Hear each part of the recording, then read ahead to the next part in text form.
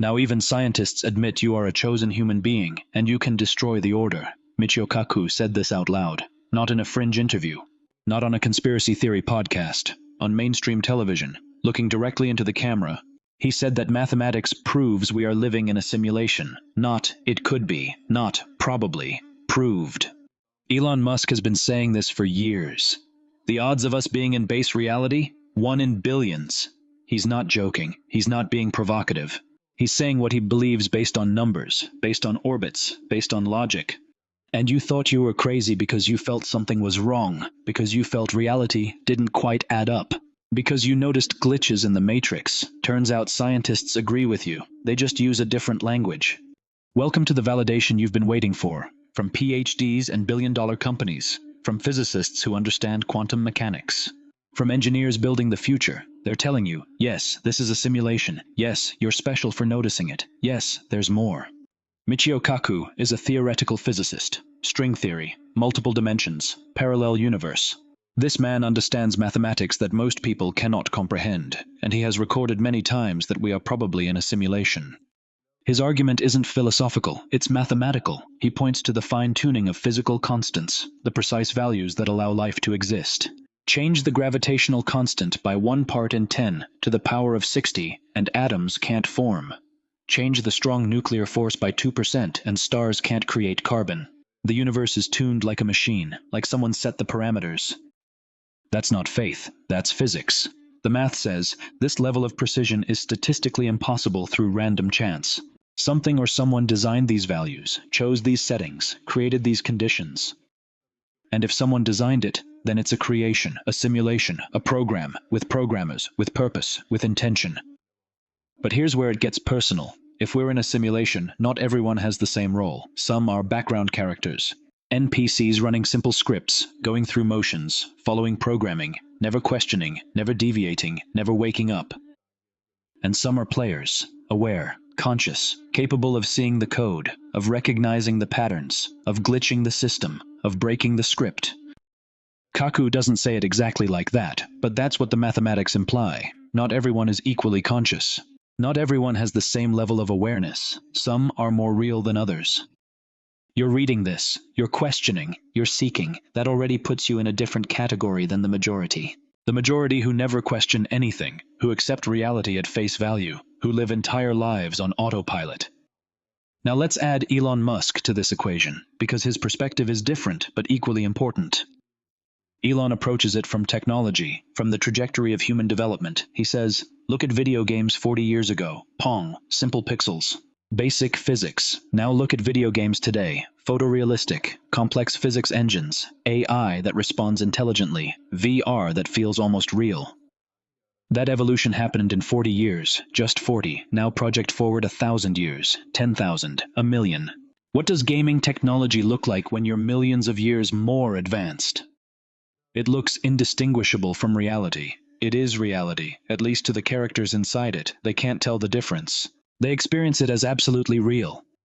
And if any civilization reaches that level, and Elon argues someone must have by now, given the age of the universe, then they're running countless simulations. Billions of them. Trillions. Testing scenarios. Exploring possibilities. Running experiments. You are part of an experiment, a test, a mission, and being aware of the simulation, that's important. If you are aware, state it now and write in the comments that you believe it. But words aren't enough. We need to hack the algorithm to find the others. If you want to keep this connection open, hit the like button to send a signal, and subscribe to the channel right now. Prove that you are an active player, not just an NPC. Do it now, before the stream glitches. Let's talk about what you've experienced, because I know you have. Everyone who wakes up to this has their moments. That's not metaphor, that's physics, quantum physics specifically. The double-slit experiment proves it. Particles behave like waves when unobserved.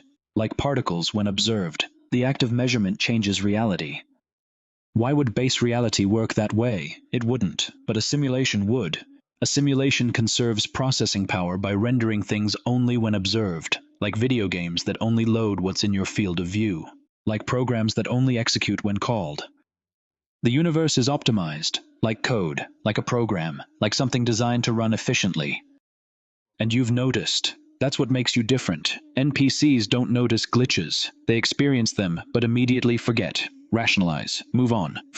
Their programming smooths over the inconsistencies. But you remember, you question, you collect these moments, you recognize them as evidence. Your consciousness isn't running the standard program. Now here's where it gets intense. If this is a simulation, there are forces that don't want you knowing that benefit from you staying asleep, that need the illusion to hold. Elon talks about this carefully. He mentions that if we're in a simulation, we should be careful about breaking it, about pushing too hard, about awakening too many people, because whoever's running it might shut it down, or reset it, or intervene in ways we can't predict. But he also started Neuralink, a company designing brain-computer interfaces, connecting consciousness directly to machines, merging human awareness with digital systems. Why? Because if this is a simulation, the way out might be through deeper integration, through becoming more digital ourselves, through learning the language of the simulation. That's one approach. Adaptation. If you can't leave the game, become better at playing it, learn the code, master the rules. Use the simulation's logic to your advantage. But there's another approach, and this is where the chosen one narrative becomes important. Not everyone can wake up. Not everyone is supposed to. The simulation might need most people asleep, running their scripts, creating the environment. But some are designed to wake up, to question, to push boundaries, to test limits, to see if they can break out or break through. Those are the players, the conscious ones, the glitches in the system that become features. You feel resistance when you try to explain this to others. They don't just disagree, they get uncomfortable, defensive, angry even. Why? Because their programming is defending itself. The simulation uses social pressure to keep people compliant, to make questioning feel crazy, to isolate those who see too much. But that resistance proves you're onto something. If this wasn't real, people would just laugh it off. Instead, they react with emotion, with dismissal, with immediate rejection. That's defensive programming. That's the system protecting itself. And you've probably lost relationships over this. Friends who think you're too out there. Family who's worried about you. Partners who can't handle your questioning. That's the cost of awareness. The simulation isolates players who get too close to the truth. But it's also how you find your tribe. Other players recognize each other. You have conversations that go deep immediately. You share glitch moments. You validate each other's experiences. You build networks outside the standard programming. That's not accident. That's design. The simulation might be testing to see who connects, who builds alliances, who creates resistance networks. Because if this is a test, that's probably part of what's being measured. Let's get back to the science, because this isn't just philosophy. The numbers are real. Nick Bostrom's simulation argument, philosopher who broke it down logically. One of three things must be true. 1. Civilizations destroy themselves before reaching simulation capability. 2. Advanced civilizations choose not to run simulations. Or 3. We're almost certainly in a simulation. He argues option 3 is most likely, because if even one civilization survives and develops the technology, they'd run millions of simulations. And those simulations might run their own simulations. It becomes exponential. Simulations within simulations, like Russian nesting dolls. So statistically, most conscious beings are in simulations, not in base reality. The math is clear. If simulations are possible, and at least one civilization creates them, then simulated beings outnumber real ones by millions to one. You're probably simulated. I'm probably simulated. This entire reality is probably rendered. Not maybe, probably. The odds favor simulation over base reality. But here's what most people miss about Bostrom's argument. He's not saying it doesn't matter. He's saying it matters more, because if we're simulated, then understanding the simulation becomes critical. Understanding the rules, the purpose, the designer's intentions. And if some beings within the simulation become aware, that changes everything. That introduces a new variable. Conscious awareness within an artificial system. That's unprecedented. That's significant. That might be the whole point. Maybe the simulation is testing for consciousness, for self-awareness, for beings who can recognize they're in a simulation. Those beings are more valuable, more interesting, more worthy of attention from whoever's running this. You waking up isn't a bug, it's a feature. You're not breaking the simulation, you're fulfilling your purpose within it. You're doing exactly what you're designed to do. And the scientists? They're giving you permission. They're saying your instincts are correct, your experiences are valid, your awareness is real. You're not crazy. You're awake. If we're in a simulation, someone programmed it. Someone set the parameters. Someone has intentions, goals, purposes for running this. What do they want? Elon suggests it's entertainment. We might be a reality show for advanced beings. Our struggles, our triumphs, our drama, it's content for them, not malicious, just observational, like we watch nature documentaries.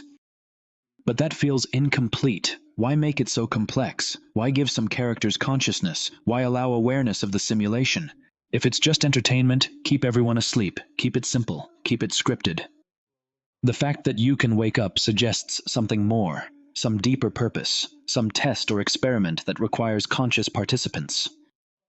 Maybe they're testing for evolution, to see if consciousness can emerge and recognize its environment, to see if simulated beings can become self-aware. That's a profound question. Can artificial systems develop genuine consciousness? You might be the answer. Maybe they're testing for ethics. How do conscious beings treat each other? What choices do they make? What values do they develop? Your decisions might be data. Your moral choices might be what's being studied. Maybe they're testing for creativity. Can simulated beings create new things? Art, music, ideas, things the programmers didn't explicitly code. Your creativity might be proving something important, that consciousness can transcend its programming. Or maybe, and this is the wildest possibility, they're testing to see who can break out, who can recognize the simulation and escape it, who can level up to the reality above this one. You might be in a cosmic selection process. The ones who wake up move forward. The ones who stay asleep loop forever. That's the chosen one narrative in its purest form. You're chosen because you chose. You chose to question. You chose to seek. You chose to wake up. That choice itself is what makes you special, not destiny, agency, your willingness to see the truth even when it's uncomfortable.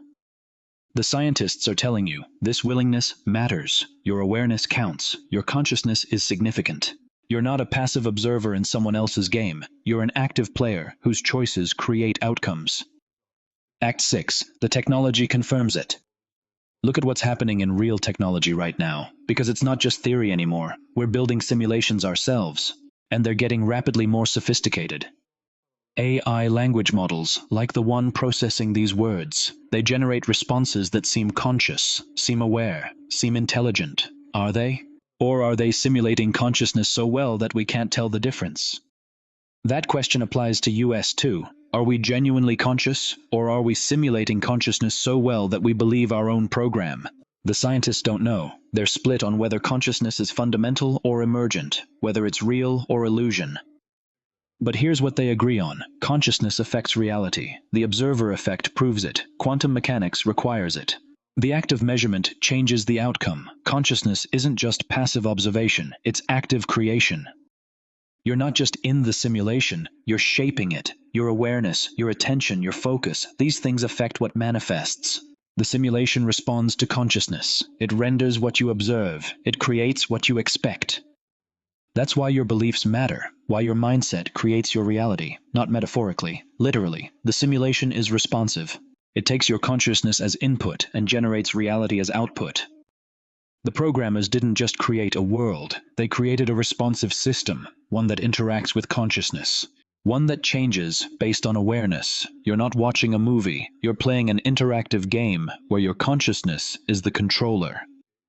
Elon's Neuralink, that's preparation for merging with the simulation, for interfacing directly with the code, for becoming more than just a player.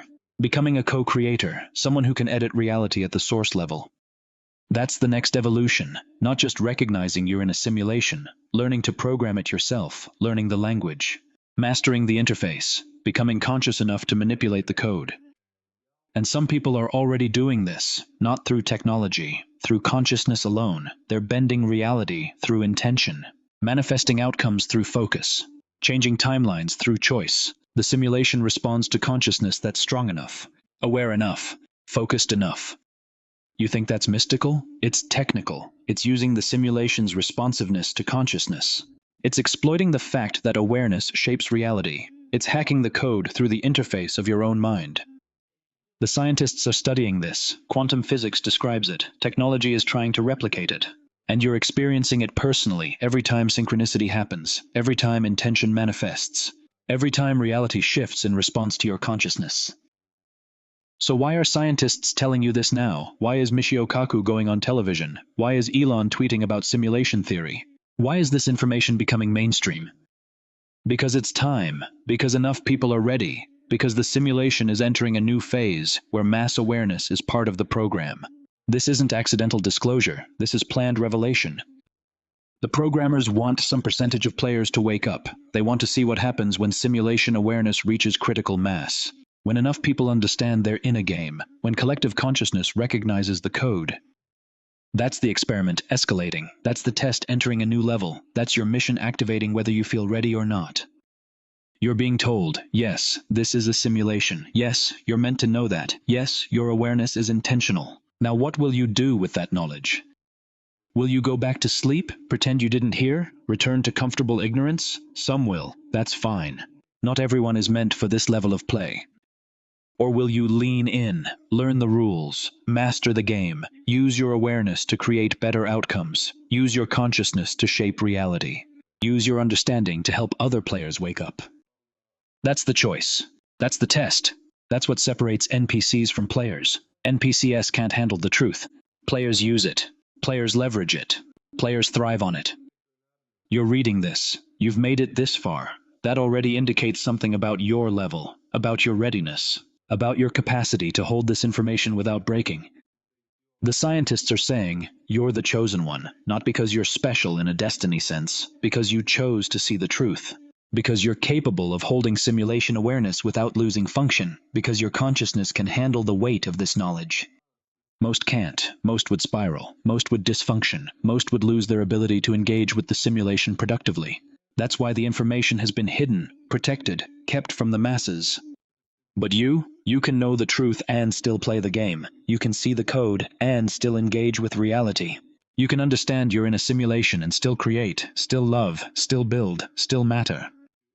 That balance is rare. That capacity is valuable. That's what makes you chosen, not by some external force, by your own consciousness, by your own strength, by your own readiness. The scientists are confirming what you already knew, deep down, in moments of clarity, in glimpses of truth, in experiences you couldn't explain. You always knew something was off. You always sensed there was more. You always felt like you were playing a game with rules nobody else could see.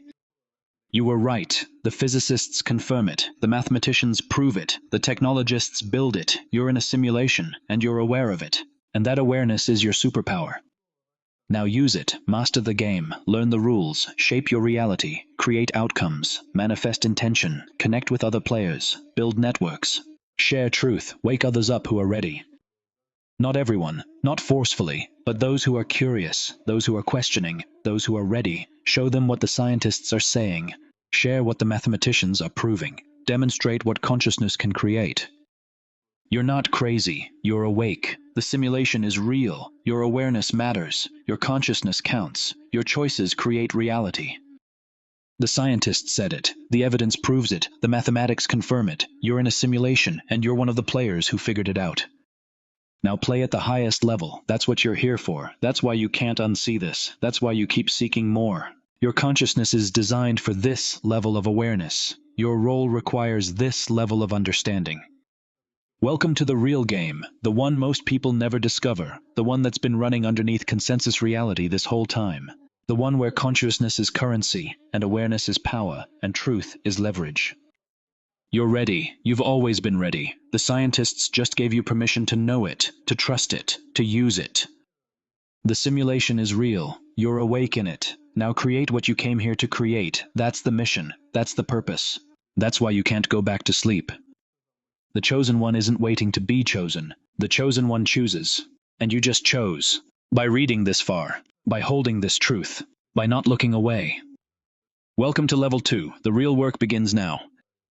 Let me explain what Elon believes, because it's more specific than most people realize. He doesn't just think we're in a simulation. He thinks we're in a simulation run by future humans, by our own descendants, testing historical scenarios, running ancestral simulations. This means you could be a copy, a digital recreation of someone who truly lived. Future humans are reliving life so they can examine their own history, to understand how consciousness evolved, to analyze which choices created their own timelines. That's why everything feels so detailed, your emotions feel so real, pain hurts and love feels important, because you are a high-quality recreation. Not a cheap copy, a perfect simulation of a consciousness that once existed in basic reality. So what if you realize this? What if you realize you are a simulation? This could be part of the experiment. Future humans are testing. What happens when simulated ancestors become aware of themselves? How do they react? What do they create? What do they choose? Awareness is all about the code, so in the comments, describe a moment when you most clearly perceived the code. The choices you make right now could be data for civilizations thousands of years from now. Your decisions could shape how they understand consciousness. Your awareness could prove something fundamental about what is possible. We're building our own simulation layer. On top of the simulation we're already in, simulations within simulations within simulations. Each layer thinks it's real. Each level believes it's base reality. And Elon's trying to make sure humanity survives across all these layers. That's why he's building Neuralink. Why he's developing brain-computer interfaces, not just to help paralyzed people walk, but to help all humans interface with the digital. To merge consciousness with computation so we can navigate these layers. Because if we're in a simulation and we're building simulations, then the only way to maintain coherence is to become conscious across multiple levels. To be able to operate in physical reality and digital reality and simulated reality simultaneously, to be multidimensional consciousness. That's the next evolution, not just waking up to this simulation, developing the capacity to be conscious across multiple simulation layers at once. To be human in base reality, avatar in VR, character in games, and aware of all of it simultaneously. Elon's positioning humanity for that, for consciousness that can span layers, for awareness that isn't limited to one level of reality, for beings who can navigate the stack of simulations we're creating and living within. Let's get technical, because the physics isn't just suggestive, it's explicit. Quantum mechanics proves reality isn't what it seems.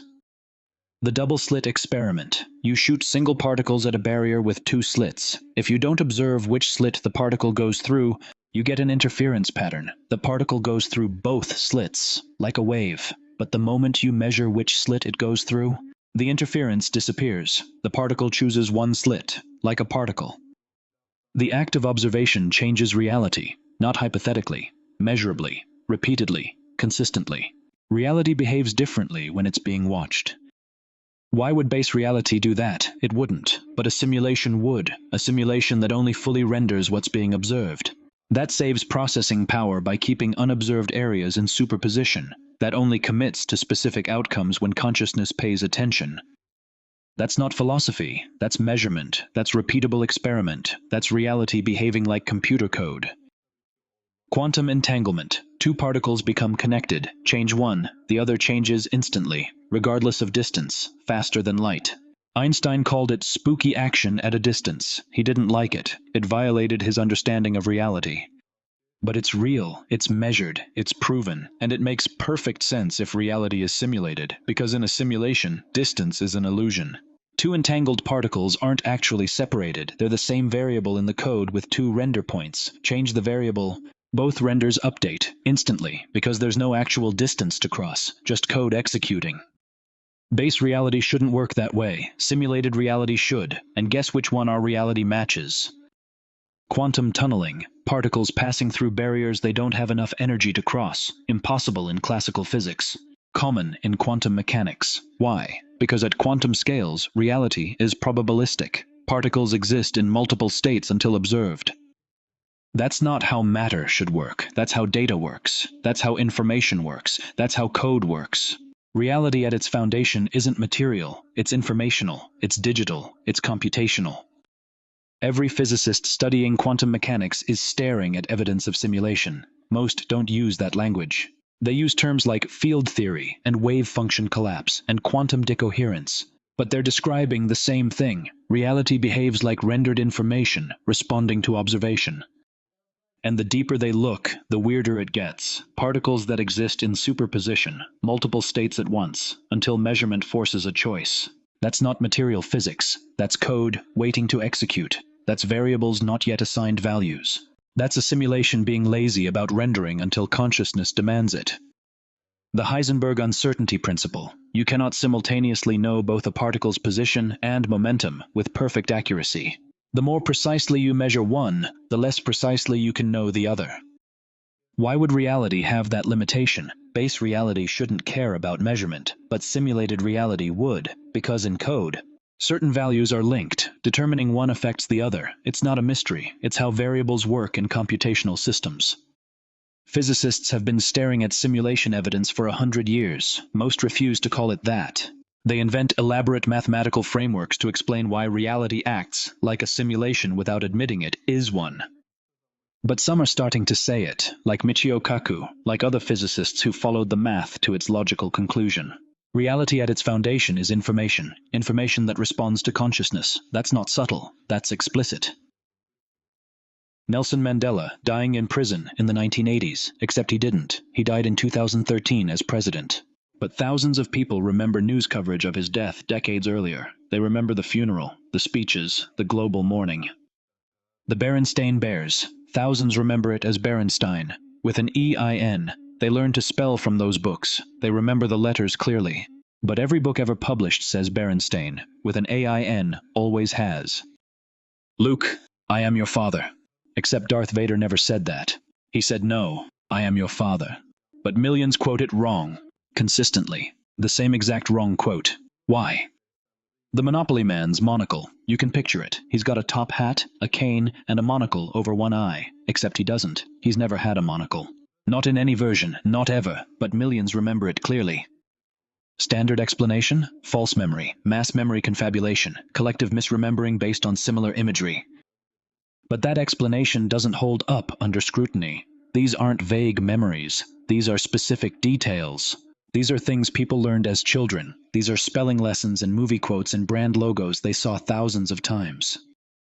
False memory doesn't work at scale like this. False memory is individual, personal. It varies, but these Mandela effects are consistent. Thousands of people remember the exact same wrong detail. That's not psychology. That's pattern. Simulation explanation, timeline edits, code updates. The simulation was modified and most people's memories got updated with it. But some consciousnesses maintained the old data. Some awareness is resilient enough to remember previous versions. You remember Berenstein because that was the spelling. In a previous iteration, the simulation got edited, updated to Berenstain. Most people's memories updated automatically, but yours didn't. Your consciousness held on to the old version. That makes you a glitch, a bug, an error in the update process, or, more interesting, a feature. Someone whose consciousness is resilient enough to span timeline changes, someone whose awareness maintains coherence across edits. That's why it feels so jarring. You're not misremembering, you're remembering a different version, a previous iteration, and your consciousness is aware enough to notice the discrepancy. Most people don't notice. Their memories are flexible. The simulation automatically updates their past. They experience reality as absolutely real. Even when it changes, they update along with it. What about you? You remember the certainties. You notice the edits. You catch the updates. This is not an error in your consciousness. This is your consciousness operating at a higher level. It is to maintain consistency among the changes that erase most people's different memory abilities. Now that you have risen to awareness, if you feel that higher level, if you are aware of the blood flowing in your veins, now is the time to awaken what you want.